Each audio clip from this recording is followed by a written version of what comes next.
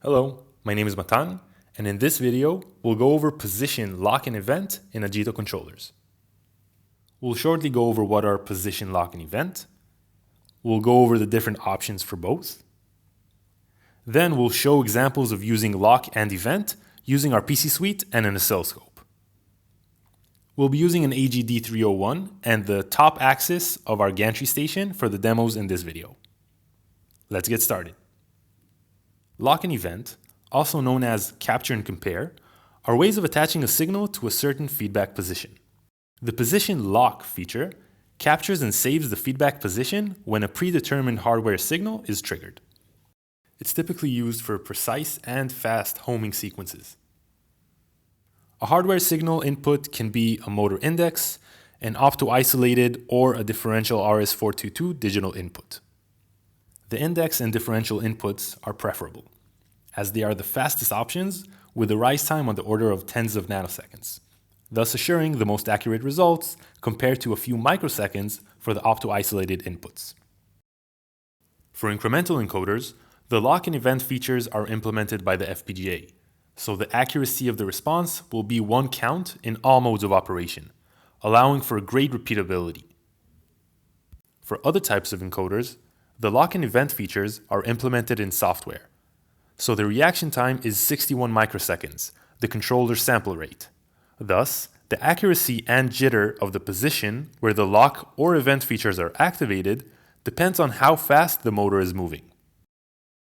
The position event feature triggers a controller output when a predefined position is reached. The event feature is typically used in scanning and laser applications to trigger a camera or other device at a certain motor position. Differential RS422 or opto-isolated outputs can be used to trigger external devices. Again, for the fastest and most accurate results, it is recommended to use the differential outputs. Due to their implementation in our standalone controllers, the lock and event features use the same FPGA module, so only one of these features can be active at any time. Now, let's go over the lock and event configuration options.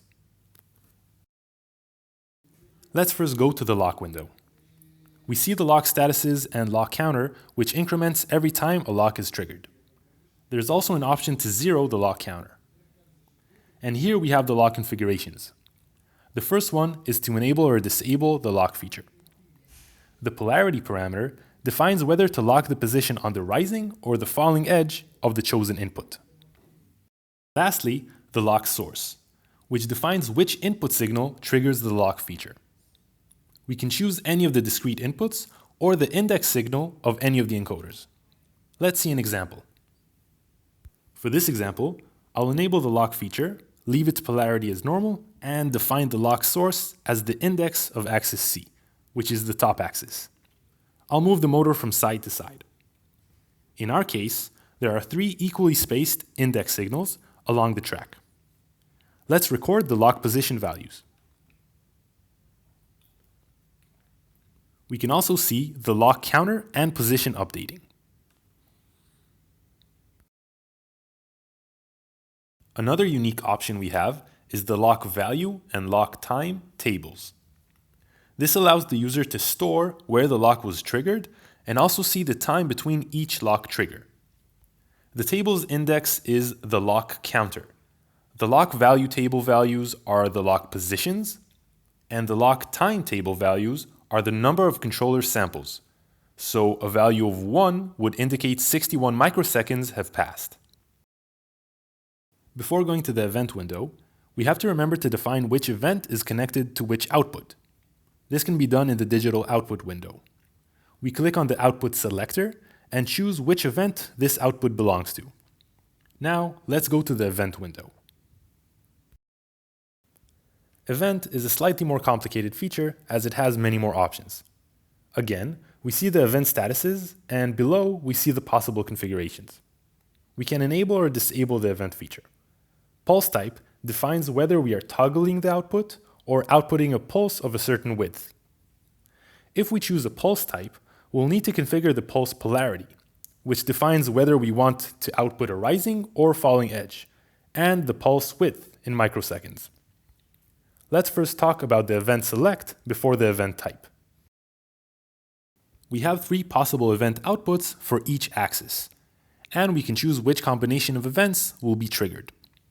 This is mostly useful when using the event table, which we'll soon go over. Event type gives us 3 event options: an event that triggers at a single position, an event that triggers every defined gap between a defined start and end positions, or by an event table. We can move through the table indices, which can reach tens of thousands, and we can save or load an event table. The first column lets you define the position to trigger the event. The second column allows you to define which events are to be triggered using a bitwise combination. Let's say we want events 1 and 3 to be triggered at the same position. So event 1 and 3 equals 5 in a bitwise calculation. And the last column is helpful if you're using an error mapping table. If so, you can click on Correct Event Table, and the corrected position values will be updated, supporting 1D, 2D, and even 3D corrections. If we chose Event Table, we have 2 more parameters to configure. Event Table Indices defines which table indices are in use. And here, we can decide whether we wish to use the values we inputted or the corrected values after using the error mapping. It's important to note that once all the defined position events have triggered, the position event feature is disabled. You must re-enable the event feature if you wish to use it again. Let's see an example. I'll use C-axis of our gantry stage, which is the top axis. I want to use 3 event outputs in total, so I'll go to the I/O window and configure the first 3 differential outputs to events 1, 2, and 3 of C-axis. Now that we have the outputs set up, I can go to the event window and configure how and when the events will trigger. I'll set a pulse event 100 microseconds long using an event table and input some position values. Okay, let's say that for some reason I want the first 2 positions to trigger events 1 and 3. Remember that this is a bitwise calculation, so 1 and 3 bitwise equals 5. And I'll set the last position to trigger event number 2. So bitwise 2 is 2. I'll also define which table indices are in use. And I'll use the normal event table since I didn't use the error mapping feature. Okay, I'm configured. Let's go to the motor and connect the differential outputs to a scope. Now I'll zero the motor position in the middle of the track and move the motor across all the event positions.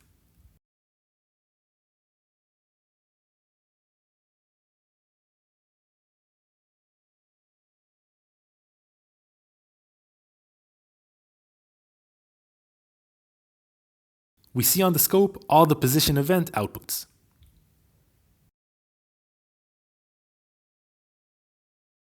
Let's also see an example of the fixed gap event type, as it's the most commonly used event type. I'll set the event type to fixed gap. In the event select, I'll output the event to all 3 events. And I'll set the begin position to 0, make the gap every 1000 counts, and set the end position at 5000. Now let's move the motor. We see we get 6 event outputs, 10 microseconds long. Okay, now let's go over some limitations of these features. We have to make sure that different position events don't overlap, as this might cause the subsequent position events not to trigger. Also, a lock instance can happen every 1 to 3 controller samples, so every 61 to 183 microseconds. This is dependent on the controller used, as lock is handled in software. The same is true for the event feature if using an event table, as it too is handled in software. The other event types, such as single event or event by fixed gap, have no such limitation. For more detailed information, feel free to contact us. Alright, that's it for this video. Thanks for watching and see you next time.